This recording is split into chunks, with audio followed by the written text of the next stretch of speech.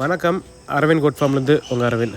So நம்ம customer super Napier stems கொஞ்சம் கேட்டிருந்தாங்க. ஒரு 8000 கரணை பக்கம் அனுப்ப வேண்டியதாக இருக்குது. இது எல்லாமே நல்லா விளைஞ்ச தட்டிலேருந்து கட் பண்ணியிருக்கோம். அப்படி கட் பண்ண கரணை மட்டும்தான் உங்களுக்கு ஊனி வச்சா முளைக்கும். ரொம்ப பிஞ்சு தட்டிலேருந்து ஊனோம்னா அது வந்து முளைப்பு திறன் ரொம்ப கம்மியாக போயிடும். இந்த ஒர்க்கெலாம் முடிச்சுட்டு மேலே ஃபார்முக்கு போயிட்டோம். ஸோ இப்போ மழை பெஞ்சிருக்கனால உங்களுக்கு ஆடெல்லாம் ரெகுலராக ஹீட்டுக்கு வந்துட்டுருக்கு.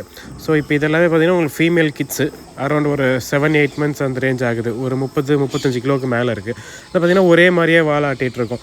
ஸோ இந்த மாதிரி டைமில் நம்ம கிராசிங் பண்ணோம்னா நமக்கு அந்த கன்செப்ஷன் ரேட் வந்து ஜாஸ்தியாக இருக்கும். உங்களுக்கு ப்ரீடிங் வந்து மிஸ்ஸே ஆகாது. கிராஸ் பண்ணிகிட்டு இருக்கும்போது நம்ம பண்ணக்கூடிய ஒரு விஷயம் என்னென்னு கேட்டிங்கன்னா, இந்த ஃபீமேலோட டேக் நம்பரும் மேலோட டேக் நம்பரும் கண்டிப்பாக நோட் பண்ணி வச்சிடணும். அப்போ தான் அந்த மேலும் ஃபீமேலும் எப்போ நம்ம குட்டி போடும் அதோட லைனேஜ் வந்து நமக்கு கண்டிப்பாக தெரிய வரும்.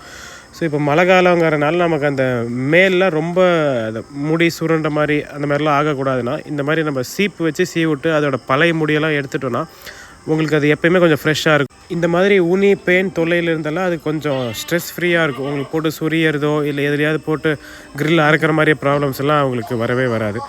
ஆன்லைனில் இந்த மாதிரி உங்களுக்கு சீப்ஸ் எல்லாம் அவைலபிள் இருக்குது. இந்த போயர் கிராஸ் மேல் பார்த்திங்கன்னா உங்களுக்கு பீட்டலுக்கும் போயருக்கும் கிராஸ் பண்ணி வந்தது. கரெக்டாக ஒரு 4 மந்த்ஸ் தான் ஆகுது. ஒரு 32 கேஜஸ் இருக்குது.